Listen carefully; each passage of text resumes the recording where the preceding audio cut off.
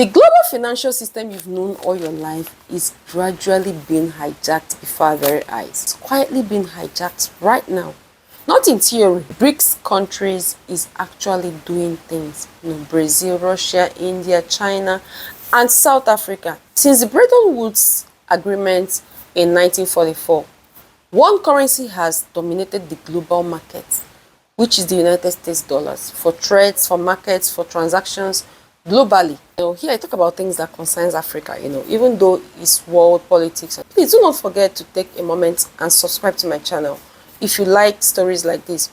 The Bretton Woods Agreement was a meeting of about 44 countries near the end of the Second World War to agree on how the global financial system will be transacted or run. The end of World War II saw a new financial global world order. There was New World Order and there was also a new financial global order during the Bretton Woods Agreement. So this meeting or the agreement saw the United States dollars becoming the global legal tender, a means or the money that can be used for exchange of goods, services, trades, whatever, globally. That was what the meeting made the United States dollar to become. See, not because the United States dollar is perfect, but because a system was built around it. Every major international financial transactions, from international loans to trades to transfers, runs through institutions like SWIFT, IMF, and World Bank. You see, that's the system that is built around the United States dollars. So, for example, bringing it down to African continent, when two African countries trade together, the monies, first of all, detour through New York. So this financial movement cost African continent billions of dollars yearly in currency conversion and intermediary banking fees. Monies that could build infrastructures in Africa gone just like that. And then came the wake-up call. In 2022, during the Russian-Ukraine war, Western nations froze Russian reserves and cut off Russian banks from SWIFT. That moment changed everything. And nations suddenly realized that if this can happen to Russia, it can happen to anyone, any nation. Now, the idea of BRICS became more serious to find other ways to boycott Western systems, financial systems. So originally, BRICS started with 5 countries, added 9 more countries, and many more on the line to join. What BRICS is doing, instead of building one giant financial replacement system over the United States dollar or Western system overnight, the BRICS countries started using and linking systems in their countries that is already in existence to boycott this, to trade amongst themselves. China, Russia, India started using their system, financial system that is already existing in their countries. China CPI, Russia SPS, and India's UPI, linking financial transactions amongst themselves.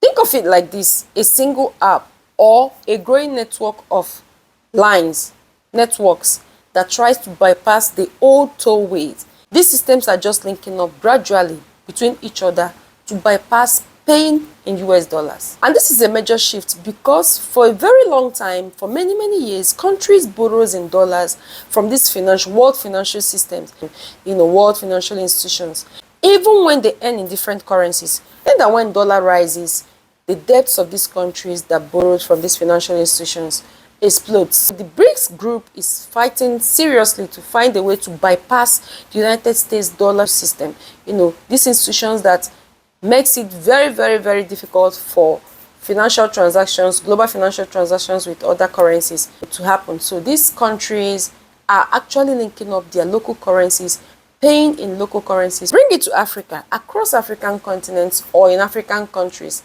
The interest to join BRICS is very high. And also there has been a very serious attempt by African countries to build a system where trades and transactions, financial transactions can happen between two countries in Africa together without having to go through the hurdles of paying through the United States dollar financial system. Trying to build a system that can allow two African countries to trade amongst themselves, for the first time.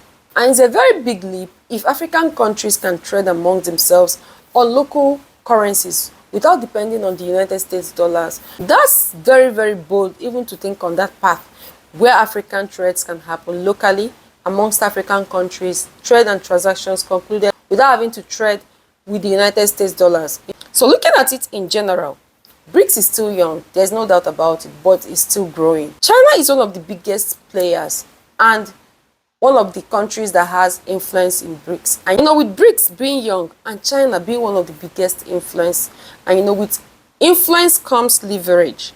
So we hope that African countries should be on track. So whether good or bad, African countries wanting to join BRICS is good. But can African countries also think of playing along strategically?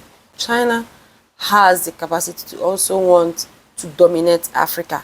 We can't tell, but we're looking at how things are unfolding each day so that African countries don't repeat the same mistakes, over-dependence on Western systems that has milked Africa for a very long time. The new world financial system is here. The shift has started happening, though very slow, but steady and irreversible. One thing is for sure, he who controls the money controls the future. Like the saying goes, he who controls the pipe dictates, or the piper dictates the tune of the pipe. Can African countries or the global south in general be ready to stand in strategically as the world order, the new world financial order is shifting?